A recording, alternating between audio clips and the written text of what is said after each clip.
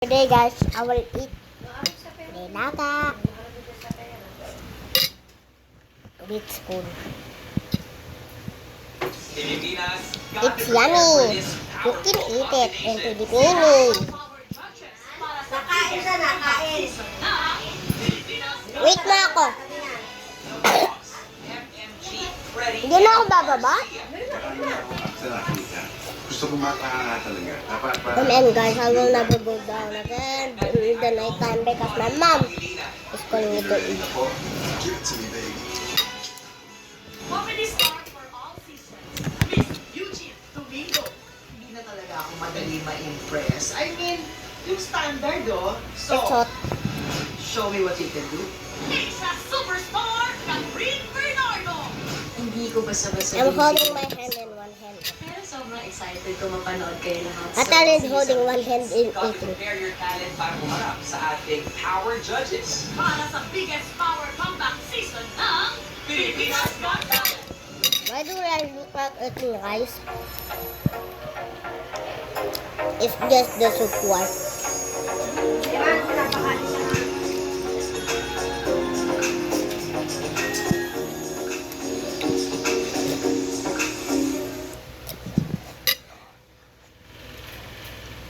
It's too hot.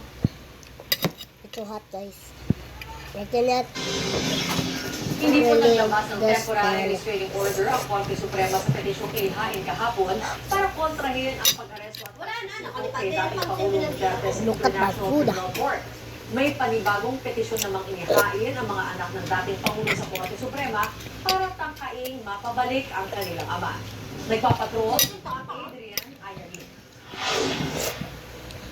Matapos isa-ilalim sa virtual deliberation ang petition for certiorari sina dating Pangulong Rodrigo Duterte at Senador Ronald De La Rosa, sinabi ng Korte Suprema na hindi na patunayang may It's maluwag hot. na dahilan para sa Mama. anggarang pag-issue ng Temporary Restraining Order o TRO. Ito ay matapos isumite ni Attorney Israelito Torion ang petisyon kahapon para pigilan ang pag-transfer sa dating Pangulo sa International Criminal Court sa the Netherlands. Willing din sa petisyon na ideklarang illegal Ito, nabasa mo na. operate ng Pilipinas Hindi sa na. ICC Nabasa na. dahil umanas na Balik sa mo lang kanyang bansa. Ang dami naman. 2019. Is it? Itong holder ko eh.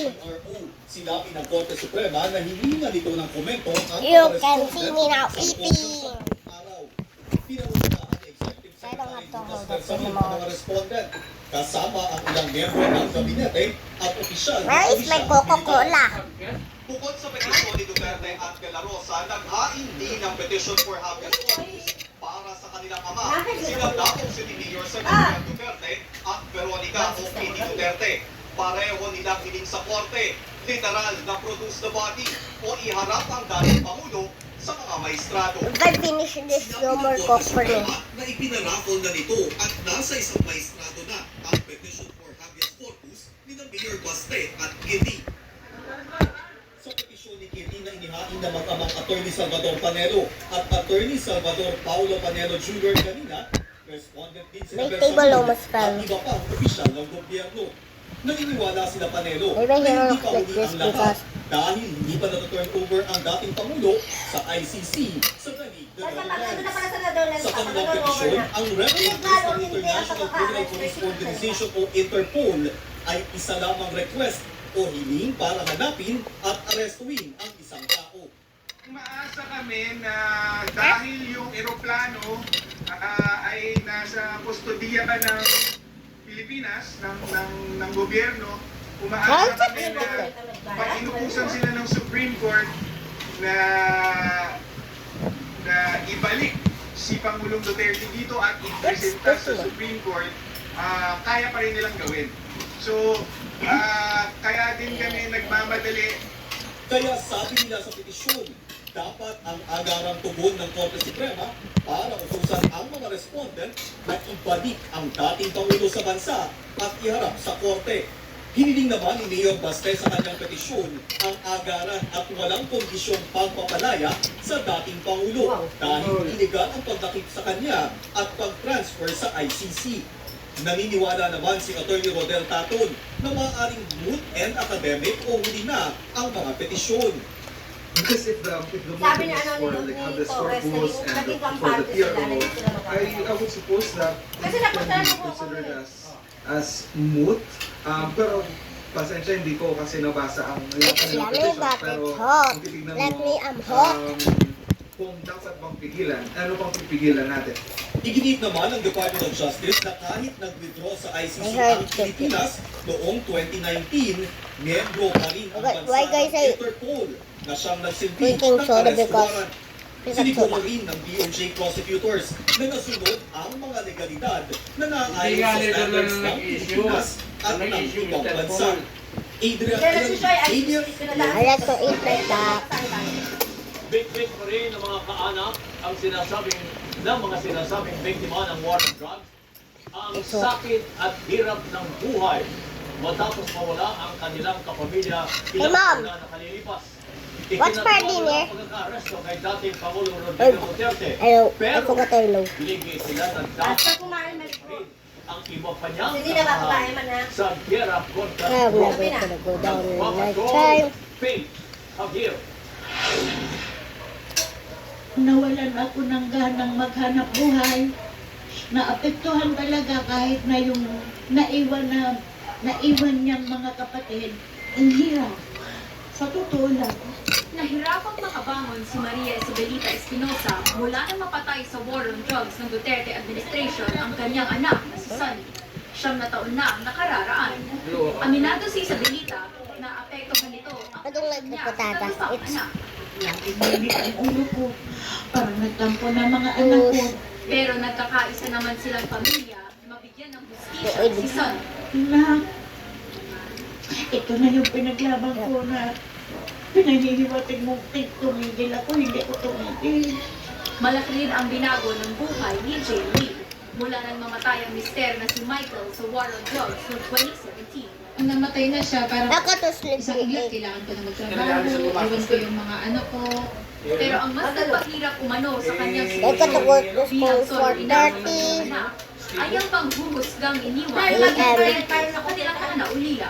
Dahil nga sa... Yes, I go to school in nighttime. Namatay, yung panghuhusga nila na, Like bakit pinatay, bakit and nangyari, kasi wake up at adik, ganun.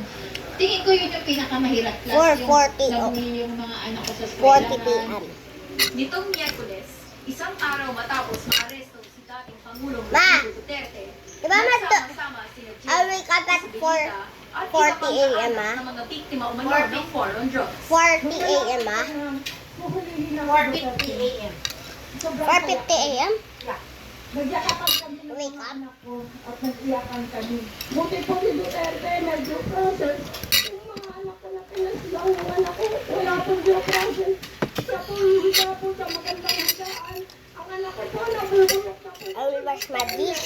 Isa ang kanilang panawagan matapos maaresto ang dating Sa Pangulo. tao. Noong humingi ng due process, tinatawanan nyo. Ngayon kayo, sinusigaw nyo, walang due process. Bawat mga kapulisan po sa community. Dumalo naman sa misa ang Clergy for Good Governance at iba pang grupo sa EDSA Shrine para humingi ng hustisya. Umaasa si Father Robert Reyes na magbabago Nagulat pa ang ang patata. Pangulo at hihingi ng tawad sa mga biktima ng kanyang polisiya. Magbabago ka sa loob ng kulungan. Tatawa mo. Sana huwag kang masamain ito. It is not too late to ask forgiveness. Samantala, nagsasagawa rin ng kilos protesta ang ilang grupo sa Puente Osmeña Circle sa Cebu at sa Malcolm Square sa Baguio City para muli ipakita ang pagtutol sa naging drug war ni dating Pangulong Duterte.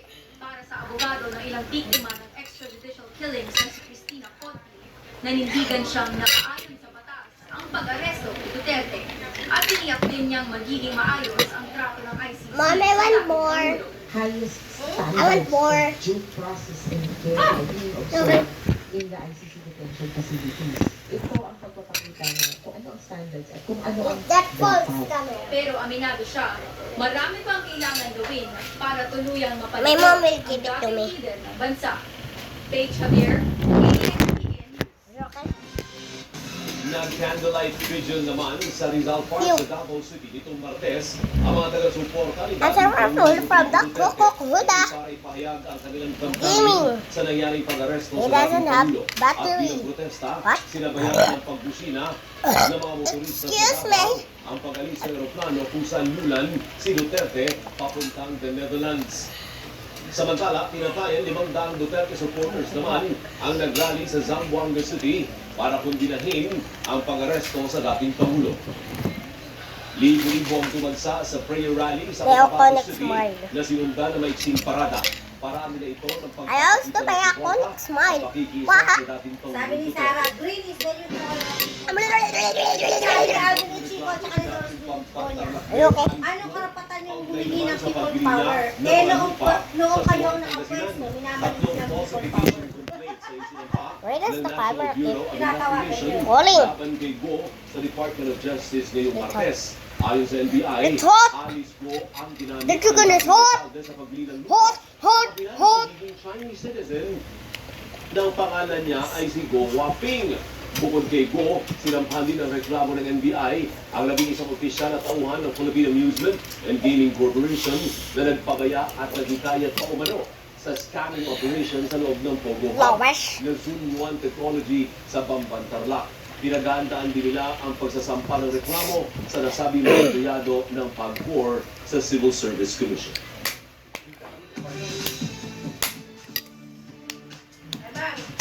Sa mga kababayan natin sa But Paris it- France, hoot, abangan hoot, ang pagtatanggal hoot. ng pamilya singer sa sina Darren at Arset para sa kanilang Showstoppers concert. Bigating performances at world-class production ang ihahandog ng phenomenal stars na gaganapin sa Paul Berger stage sa March 23. Bago magtangkal sa City of Lights, una nang pinabilib ni na Asia's heartthrob Darren at Asia's Phoenix Morrison ang fans sa kanilang powerhouse vocals Hot, hot, sa hot. concert series sa They Germany keep at saying sa hot, Spain. hot, hot, hot. You got my food just now hot, super hot. Abo ng Let me eat. nabiktima umano ng May hot. EJK inilagak sa sementeryo sa Caloocan. Abangan ang iba pang mga balita Because why I'm sa pagbabalik so nice ng to you? TV Because I like you. Hamon. Pa. Dad. Do you know, in YouTube I got my level is super high.